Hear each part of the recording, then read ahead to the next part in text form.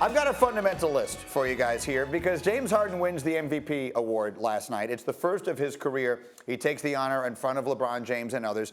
And so it got me to thinking about the greatest players of all time never to be named the MVP. If you look over the list of MVP award winners throughout the history of the NBA, you're talking about a who's who. You're talking about generally the best players in basketball history. But there were several names not on that list that might surprise you. So I've got a fundamental list of the 5 best players never to win the league's MVP award. And at number 5, I'm putting Dwayne Wade. Dwayne Wade has finished in the top 10 7 times. His best finish was 3rd. He was the MVP of an NBA Finals. Oh, yeah. He has won 3 championships. He is walking into the Hall of Fame the second he's done, and he is one of those transformational players that I think someday you will look back on and say, wow, Dwayne Wade never won the MVP award. That's a great choice. And when you start talking about best shooting guards in the history of the league, he's going to be in that conversation as well. Also vacationing in Ibiza right now playing golf, so he's winning at everything. That's exactly right. I'd rather do that than win the MVP award. He's winning the game of life. Number 4, okay? It breaks my heart that people just don't remember the 70s. It is as though basketball basketball went from the Celtics of the 60s directly to Larry and Magic. There was a lot of great basketball played in between there, and Elvin Hayes absolutely belongs on the list. I'm not going to lie to you. I was stunned when I saw that he never won the league's MVP award. He's one of the greatest college players ever at Houston. Just ask Kareem what he was like in college. And you look through his NBA history, you look where he is in the all-time scoring list. He's top 10 in the NBA in scoring history, won a championship with the Washington then Bullets. He is genuinely one of the greatest players that ever lived, and he never won the MVP award. I thought he was silky smooth. He was one of the original stretch forwards, basically, in body positionless basketball because he got you the boards, but yet he played facing up and got you the points. But I have to tell you something. People do remember basketball of the 70s. Who do they remember? They just hit 50-plus years old. Okay, I understand that. Well, but I mean, I'm 50-plus years old, so this bothers me. I want people to know. I was told there'd be no math. All right, number 3. Number 3. This one's for you, Jalen. Zeke, Isaiah Lord Thomas III. Okay. Isaiah Thomas, in his Hall of Fame acceptance speech, said, if I had been as tall as you guys, I would have killed you guys. And you know what? He's right. And so if you go back in the history of the little men in NBA history, okay, and define them however you want. You can have Allen Iverson. He won an MVP award. You can have Bob Cousy. You can have Steve Nash.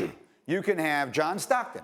I will take Isaiah Thomas, and my team will beat your team. It's that simple. How about this? Before Steph Curry led the Golden State Warriors to the championship, the little guy that did it prior to him was Isaiah Thomas. And they did it back-to-back seasons. How about this? 89 and 90. How about this? I'm giving you the option to draft either Isaiah Thomas or Steph Curry right now at their peak, at their prime. Who are you taking? Isaiah. I am too.